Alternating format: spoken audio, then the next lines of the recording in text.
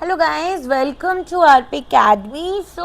आज हम लोग स्टार्ट कर रहे हैं अपना new chapter which is related to your chapter 9 and chapter 8. So here we are going to talk about chapter 8, which is of course a very small chapter related to declaration and payment of dividend, and then we will be studying about chapter 9, that is account of companies. Okay, so let's begin with our today's session, and before that already I have taken few sessions, and if you are having any kind of doubt you can definitely ask me. So first of all, see, you have to understand this particular section 123. Let us take an example. Okay, so imagine there is a company. Okay, what will be the name of the company? Jhandu Balm Limited, but we cannot use the name of Jhandu Balm, right? Otherwise Jhandu Balm will be angry on us. So here we are going to take ABC Limited. Okay, now it has made a profit of 10 crore rupees this year. What it has done? It has made a profit of 10 crore rupees this year. So the shareholders are naturally asking, how much of this profit can you give me as a dividend? Okay, you have to retain a certain part of income or profit in the form of retained earning, and another part will go towards the dividend, right? So here they are asking that how much dividend you are going to pay us.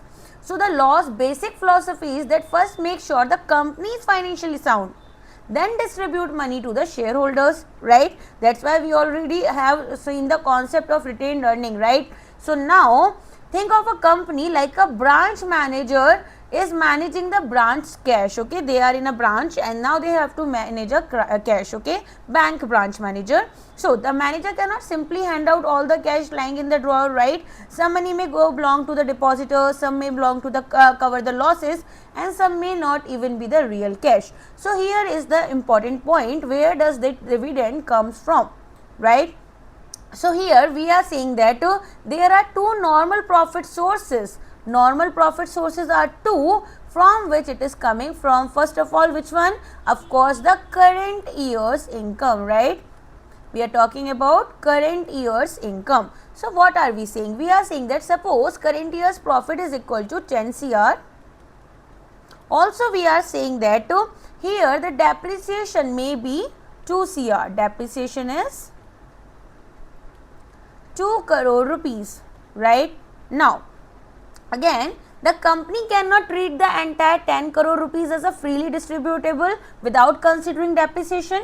So what is depreciation? Here you know very well that depreciation is what? Wear and tear of a asset, right? So here over the time when we use it, and it may not be like that we need it to repair it, or it is not like that it is not working, but we know that over the time what will happen? It will lose the value or usefulness, and so that cost has to be recognized. Now another part is earlier years unrealized profits. There are unrealized profits of some different years, right? So we are saying that suppose last year the company earned 8 crore rupees, but it did not distribute all the 8 crore rupees. Rather, what did it do? The leftover profit was potentially used for dividend later on. Okay, so what they did do, they simply had put there an important restriction. Basically the company cannot say that our share prices went up, so we are rich and let's distribute that gain. No, there are basically some ordinary distributable profits which are different from which one? The unrealized gains. Okay, unrealized gains. Also what is different here? Notional gains, and then revaluation reserves, right? So asset revaluation gains, and another thing is your fair value changes. See, consider that there is a company that has owned a land and purchased it for 5 crore rupees. Okay, now it owns a land that it had purchased for 5 crore rupees. Now the land is worth 8 crore rupees. So the 3 crore amount is not something that we have already sold the land, but the worth of that land has increased, and because it is a permanent change we are actually putting it in our books, but we have not received any extra cash. So the law wants dividend to come from genuine available profits, not paper gains. Okay, that's why which are the gains that we are not considering as the ordinary distributable profits. Understood? Now, previous losses also get priority. You understand that we have a few previous losses, right? If we are talking about previous gains, can't we talk about the previous losses? Of course we should talk. So this is one of the most important exam points where you will see that suppose that this ABC Limited, the company that we had taken for our example, it has already previous year's loss as 4 CR. Let me write it in negative to show that it is a loss, right? Now, previous depreciation not yet provided was also there, which is 1 crore rupees. Also, I am saying that current year's profit, okay, what is the current year's profit here? We are saying that 10 crore. So, can you simply distribute this amount or you have to adjust for these values earlier, right? We have to simply understand that first, out of these 10 crore, we have to adjust 4 crores of previous loss, 1 crore of unprovided depreciation, that is we are left with only 5 CR, okay, not the complete 10 CR. So, only after taking care of these past obligation can the company consider the remaining profit for dividend. Understood? So, here we are simply saying that a company law has to follow the principle where past losses plus past depreciation will be settled first and then we are going to distribute the dividend. Okay, let's talk first of all about this, then we will be talking about interim dividend as well. So it governs the foundational rules, source of funding, strict mandates required for a company to legally declare and distribute dividends to its shareholders. So we are talking about the current financial year profits, where we are saying that it is sourced out of the current financial year profits from providing for after depreciation. Then we are also talking about the undistributed profits which are not equal to your ordinary profits. So alternatively sourced from undistributed profits from previous financial year, and we are excluding unrealized gain, notional gain, asset revaluation and fair value changes that must be strictly excluded from the calculation. Now, also they are talking about what? Government monies. Okay, now what they are saying? They are saying that let's talk about government money. So dividend can also be sourced from the monies provided by central or state government, and these specific funds must be provided strictly pursuant to a government guarantee. Okay, so here this is also an important point. Now let's talk about another thing that I told you, that is your interim dividend. Now can someone tell me what is an interim dividend? See, suppose that this ABC Limited, okay, it had declared its profits, right? Now we are saying that here the company does not want to wait until the entire financial year is ending. It has already performed very well after 9 months. Okay, so the board may, we are just taking these 9 months for the sake of example. Okay, it can be any time as per the country's wish, of course, company's wish, of course, less than a year, right? So the board may say that business is doing well, let's give shareholders some dividend now, and we will call it as interim dividend. So dividend paid before the final year results are declared. Okay, we have not declared these financial year results, but we have already declared the dividend. So company can use the surplus in their profit and loss account. The surplus money, the extra money that they have in their profit and loss account. Also, company will be going for the profits earned up to the end of the immediate preceding quarter. But of course, there is a safety break. Suppose the company has suffered a loss up to the end of the quarter. Companies had suffered the losses. It is not suffering the losses immediately before declaring the interim dividend, then it cannot suddenly declare an unlimited dividend. The dividend rate cannot exceed the average dividend rate of which purpose? Here of the immediately preceding 3 financial year. Suppose in year 1 you had a dividend 10%, in year 2 you had this let us say 12%, and in year 3 you had 8% of dividend. Now what you will do? You will find out the average which will be equivalent to 10%, right? And now you will say that if the company had incurred a loss up to the preceding quarter, then its interim dividend rate cannot exceed 10%, because the law is basically saying that if things have really gone bad, don't suddenly make an aggressive payout to the shareholders, wait for some time and then make the payment, right? So here we will see the interim dividend part. Okay, now prior losses clear of mandate. So here they are saying that any carried over previous losses from previous year must be accounted before any dividend distribution, as I told you. Then they are saying that such losses and unprovided depreciation must be fully set off. So I gave you this example of 10 crore rupees, you remember?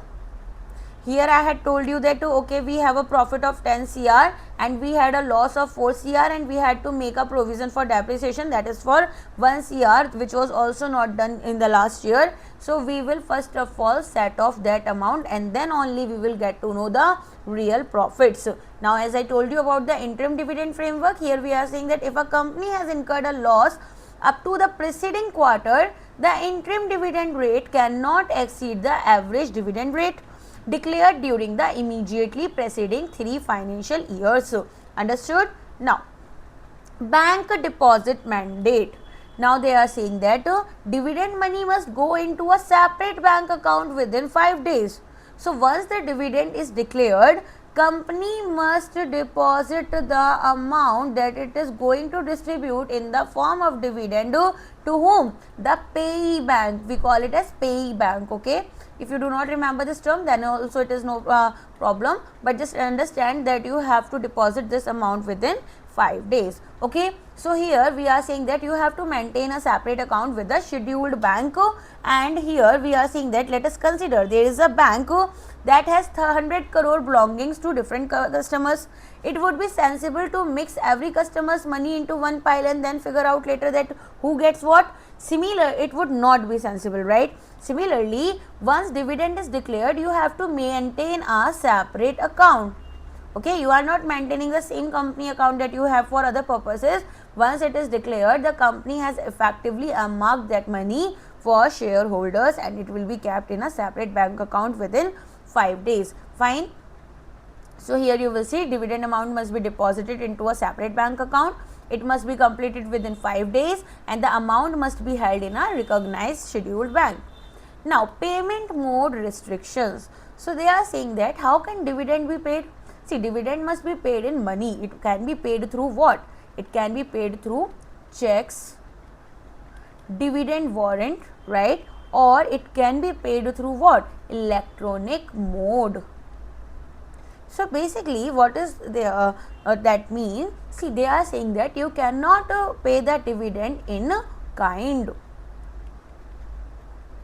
What does the term in kind mean to you? See, imagine of giving you 10,000 rupees dividend, the company say that instead of now giving you those 10,000 rupees, what I am doing, we are giving you 10,000 worth of company's furniture. Then this will be known as payment in kind, which is not allowed. So basically dividend is the money and we do not need it as in the form of company's own assets, right? So dividend must be paid in cash. It must be payable via check, warrant or electronic mode, and under no circumstances can a dividend be paid in kind to the shareholders. Now, default penalty block. See, consider a company is violating deposit rules, then can it declare a dividend? See, this is very important. No, they cannot. Suppose a company has taken deposits from people and had failed to comply with the relevant requirements under section 73 and section 74. Now what happens here? As long as that failure continues, it cannot declare dividend on its equity shares. Just imagine, okay, there is a person who owes 5 lakh rupees to the depositors. Okay, he is owing 5 lakh rupees to the depositors and is not following the legal requirement for returning or managing those deposits. Now that person says that forget that, let me distribute money to my shareholders.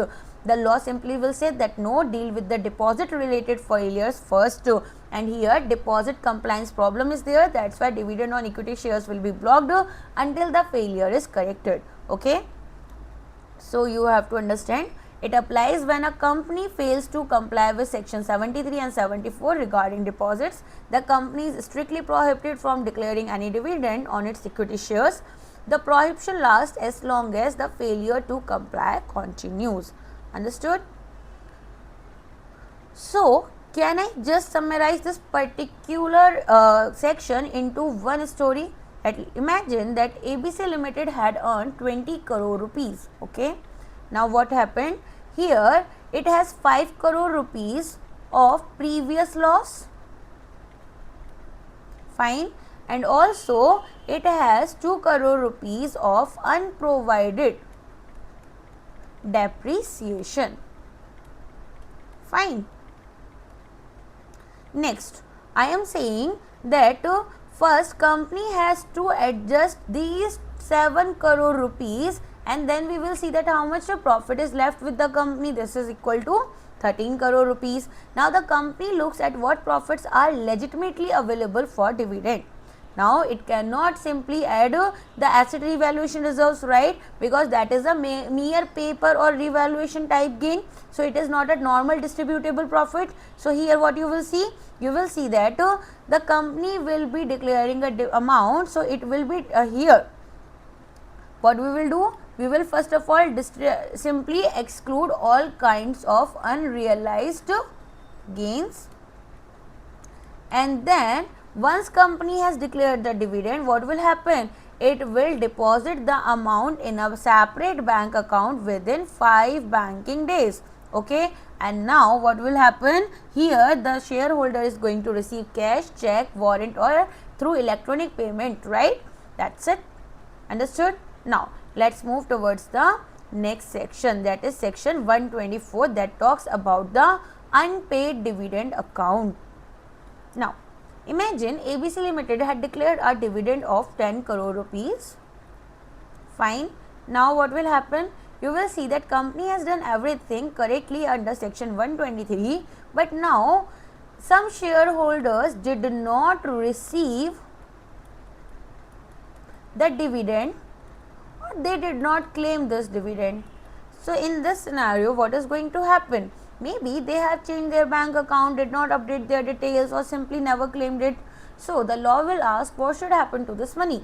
So here comes the role of section 124, where the first checkpoint is your 30 days.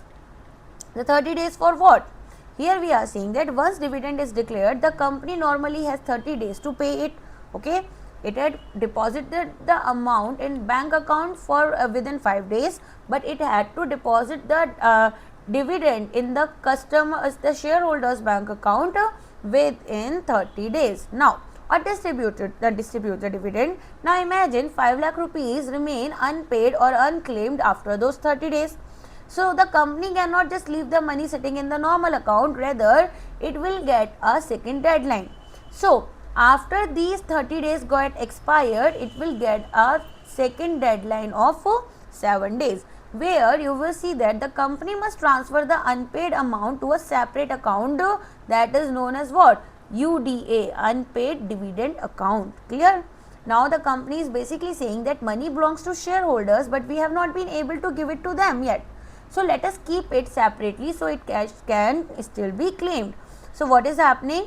We are simply transferring the amount within next 7 days to the UDA. Clear? So what will happen after this? I will teach you. First of all, let's study the theoretical part. So guidelines for handling dividend that have been declared but remain unpaid or unclaimed by the shareholders within the specified legal time frame. So if the declared dividend is not paid or claimed within 30 days, the company must transfer the total unpaid amount to the unpaid dividend account within 7 days of the 30-day period expiring. Now, website statement requirement. We are saying that the company cannot simply put the money into the UDA and forget about it. Rather, within 90 days of transferring the money into the UDA account, company has to take following steps. What are the steps? First of all, here the company must prepare a financial statement containing all the details such as name of the shareholder, his address, okay, and then exact unpaid amount for each shareholder. Clear? Why? Because consider that you had forgotten about the 8,000 rupees dividend that you were going to receive. Now you should have a way to discover. So here the company is actually holding 8,000 rupees belonging to me. So how you will get to know about it? The website disclosure that creates a transparency. Okay. So here the company must prepare a detailed statement within 90 days of transferring the funds to the UDA, not the financial statement. I used the wrong word that time. Okay, the normal statement. Yeah. Then the comprehensive statement must be publicly accessible and published on the company's official website. Fine, understood this much? Now what will happen if the company itself delays transferring the money? See here, the law gets really serious. So suppose the company should have transferred 10 lakh rupees to the UDA, but it did not, then the company has to pay 12% per annum of interest rate, okay, from the date of default. Fine, understood? So here you will see, failure to transfer fund to the unpaid dividend account on time incurs a statutory penalty interest rate of 12% per annum calculated from the exact date of default. Now, let's talk about investor education and protection fund. So here you have to understand one thing, that there is a shareholder who never claims the dividend. Fine. Now what will happen? See, we will wait for 7 years. Okay, you have to understand the 7 years rule. So if dividend remains unpaid or unclaimed for 7 consecutive years, okay, consecutive period of 7 years, here it is transferred to the investor education and protection fund, which is a government managed or safety recovery pool for investors, of course handled by our SEBI. So here you have to understand that the money will not remain for an indefinite period with the company. Okay, so amount remaining unpaid or unclaimed will be transferred with the accumulated interest to the IEPF. All underlying shares where dividends have not been paid or claimed for 7 consecutive years or most must also be transferred to the IEPF. Now, statutory penalty limits. So consider that we know that shares can also move. Do you know that? See, suppose 1000 shares of ABC Limited are there and dividend on those shares have not been paid or claimed for 7 consecutive years or more. Then it is not just the unpaid dividend that gets transferred, the underlying shares also get transferred to the IEPF. Okay, understood?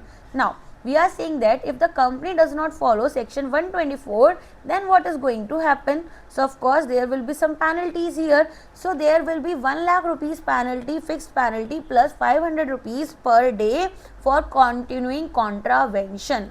Okay, and it will be capped at maximum 10 lakh rupees. Also we have to understand that the officers, right, they will have to pay a penalty of fixed penalty of 25,000 rupees with a further 100 rupees per day for continued failures, and this is capped at maximum 2 lakh rupees. Fine, understood, clear? So I hope this part is clear to you. So here we are simply saying that suppose that there is a continued failure for last 100 days, then company has to pay 1 lakh rupees plus 500 into 100 rupees. Okay, and for 100 days, sorry, 500 into 100, that is 50,000 rupees plus 1 lakh rupees, total 1,50,000 rupees, which is actually capped at the maximum amount can be 10 lakh rupees. For officer it is 25,000 plus 100 into 100, that is your 25,000 plus 10,000, right? Understood? Now let's move towards the section 125, where we are talking about which section? Here we are talking about investor education and protection fund. So here, what is investors education protection fund? Did you understand that if the company had paid the dividend but no shareholder had received it or claimed it, then the amount will be transferred into the unpaid or unpaid dividend account, and from there it will be transferred to the IEPF. Now section 125 answers one simple question, that okay, once the money has reached in this particular fund, now what will happen? Where does that money come from? Okay, and what is it is used for, And what exactly is this fund?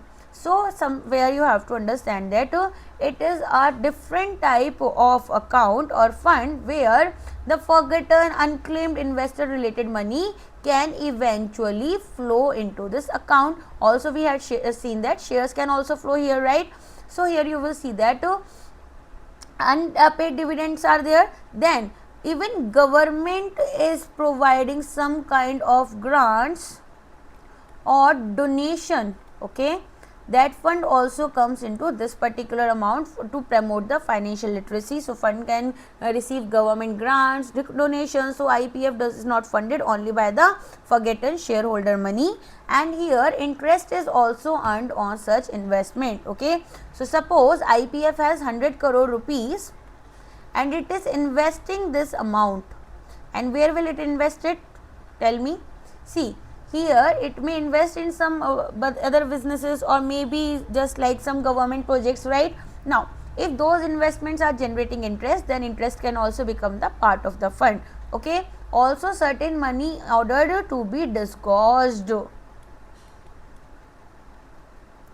What do you mean by disgorged? Do you understand this statement? See, disgorgement simply means that someone made money improperly and now law ordered them to give that money back, okay. So the money may go towards the investor education and protection fund. For example, someone, suppose they had illegally benefited from manipulating investors. Now court or the SAB may order the improper gains to be returned.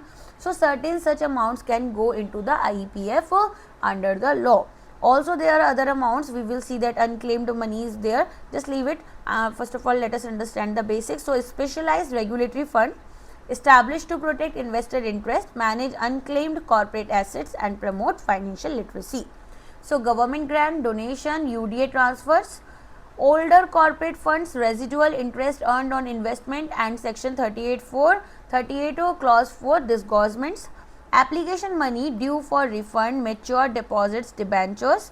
So here we are saying that suppose you applied for shares and paid 20,000 rupees, but the amount becomes refundable to you and it remains unclaimed for the prescribed period, okay, then also the money will become the part of this particular fund. Also fractional share sale proceeds, preference share redemption residues outstanding for 7+ years. So consider that there are some old deposits or debentures, some investor had a mature deposit or a mature debenture and the money remained unclaimed for 7 years. It can be transferred here. If there are fractional shares, for example, a corporate action resulted in a fractional share that instead of giving someone 0.37, okay, shares, what did we do? Here the fractional shares may be sold and proceeds distributed or handled according to the applicable rules. So certain unclaimed fractional share sale proceeds can eventually go to the IPF. Also, if the money relating to the redemption of preference shares remained unclaimed for 7+ years, then also the funds will go towards your IEPF. Understood? Now 2026 derivative capture rule. Do you know about this? See here, suppose your shares have already been transferred to IPF. Now later these shares are generating some additional value, for example a subsequent dividend. Now the amendment proposes to make the treatment explicit. So the later dividend of value arising from shares already transferred to IPF would also go directly to the fund. Imagine there were some shares that you had transferred to IEPF, okay, because unclaimed shares were there. Now what happened? Those shares were generating some dividend, because these are the shares and they will be generating some dividend. So what will happen to the dividend? Now here we are saying that this amendment is actually closing this potential leakage or gap. So once shares are in IEPF, later value generated from those shares follow the shares into the fund. So basically, if there is an, here what we are saying that okay, this fund will be actually receiving the later values generated as well. So explicitly clarity regarding subsequent corporation action. So any subsequent dividend or value accruals generated on shares already transferred must be captured. These accruals must be directly credited to this particular fund and authority will be there to prevent any kind of leakage or gaps. Understood? Now, you understood that okay, what are the sources from where we are getting the funds or money in this particular fund. But now, where are we using this money? Where we are spending this money? So consider that government wants to spend it somewhere or anywhere. Can it do the same? Of course not. So the fund has some specific purposes. For example, returning unclaimed money or assets to the rightful owner. So if let us say a shareholder comes after certain years and says that okay, I had some shares in this company and these shares belong to me. So here IEPF will refund the money to whom? To the shareholder. It will also help in promoting broad investor education and promotion initiative. Now this is very important. You can write this point in your essays if and where required or applicable, or right. So basically some of the fund is used to educate investors that how investing works, investor right, fraud awareness, financial awareness, right. Then we have investor protection, where we are talking about what? That we can support activities aimed at protecting investors. For example, here you may see that there are so many awareness drives keep on going, or some PR activities or advertisements, right? Not the PR activities, the advertisements. Now, distributing disgorged amounts to the eligible applicants as per court orders. Now, if the money had been recovered through a disgorgement order and eligible investors are identified, fund can facilitate distribution to them according to the applicable court. Okay. So consider some fraud happened with me. Now that scammer will return back my money and he will be crediting the amount into IEPF and I can take the refund from here. Then reimbursement, reimbursing legal expenses for sanctioned class action suits. Meaning, suppose a group of investors are taking a legal action against together through a class action suit against the company. Of course, the fund can be used for eligible legal expenses associated with such proceedings. Understood? Now, who is managing this IEPF? This is also important. So here you will imagine that there are 1000 crores sitting in a fund, right? Now, of course, you need people to manage and supervise it. So here is it is administered by an authority. So its structure includes chairperson, then CEO, and also few other members. Okay, so the total number of members must not be more than 7. Okay, here we have to understand that the accounts will be audited by the Comptroller and Auditor General of India, that is CAG. The accounts of the authority are always audited. Okay, so it is not that it became a public money and you are not properly accounting it. So IEPF authority manages the fund and CAG audits the account. So regulated by an authority consisting of a chairperson and a CEO. It includes other members not exceeding 7 in total. The account of IEPF are audited by CAG. Fine. Now let's move towards section 126. So what does the section 126 talk about? It talks about dividend rights and bonus held in abeyance. So here you will see pending registration rule. Now, what is abeyance? Temporarily kept on hold. Okay. So, let us say that there is a bank which says that we have your application but ownership verification is not complete yet. So, we are temporarily holding the benefit. So, here you will see that suppose A has transferred shares to B. Fine. Now, the transfer document reaches the company, but the company has not yet completed the registration part. Now what will happen? The company has meanwhile declared a dividend. So the company does not want to make a wrong payment while ownership is still being processed. So section 126 says that the dividend related to those shares is transferred to which account? UDA account. And rather than simply being paid out while the transfer is pending, also if there are any right shares and if there is any right offer, it is kept in abeyance. And the same goes for fully paid bonus shares as well. Okay. So why does the law do this? See, because the company is essentially saying that I know there is a benefit attached to these shares, but I don't yet know who should receive it because the transfer is not registered. So instead of making a potentially incorrect payment, dividend will go towards UDA, rights and bonus shares will be held in abeyance until the transfer is properly registered. Okay. So here you will simply see, if an instrument of transfer has been delivered for registration but has not been completed yet, company must transfer the dividend to the UD and keep right to offers or bonus shares in abeyance. Now, section 127. See, it talks about the punishment for failure to distribute dividend. See, forget the ownership problem. Now, suppose that company has properly declared your dividend, but there is no dispute, there is no legal restriction, everything is perfectly fine, yet the company simply says that we will be paying you amount later. So once the dividend is declared, the company generally has 30 days to pay it, I had told you earlier also, and if it does not pay within that period, serious consequences can follow. So what happens to the directors? Tell me.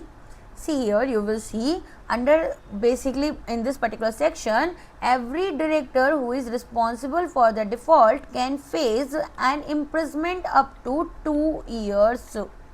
Okay, they will be jailed for 2 years and 1000 rupees fine will be there for every days of contravention of default. Okay, basically continuing contravention. So that's a deliberately harsh punishment that will be provided, because dividend is not simply an optional promise anymore. Once properly declared, shareholders should have a right to receive it subject to the law. Okay, now you may think that what will happen to the company. They will also pay an interest of 18% simple interest per annum for the period of default. So here section 124 says that delayed transfer will be done towards UDA, 12% per annum penalty. Section 127 says that failure to pay declared dividend, 18% per annum. Okay, do not mix the both. Okay, if there is a delay, 12%. If you simply failed to distribute, delays is still acceptable, but failing will not be acceptable. Then there can be a jail as well as a higher rate of interest that you have to pay.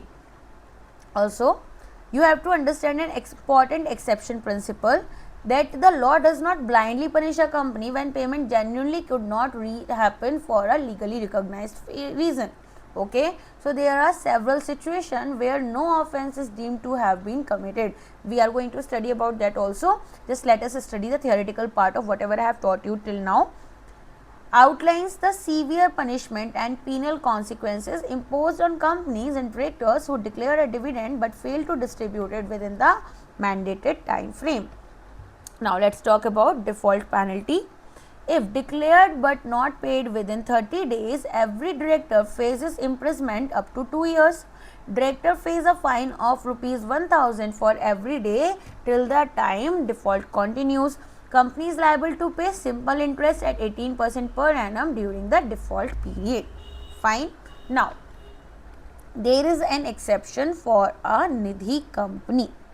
So, what is the Nidhi company? Do you know about it? See, here where dividends are payable to a member is rupees 100 or less, the company can use a newspaper announcement in the local language as specified rather than following the normal individual communication approach. Okay, so basically you know about those Nidhi companies, right? I hope you understand what is a Nidhi company. Okay, if you do not understand, it is a type of non-banking financial entity under section 406 of Companies Act, where we are saying that you have to encourage savings among its member and lend money exclusively for them. But it is not a cooperative society. It may look like a cooperative society, but it is not. Here Nidhi companies are actually regulated by whom?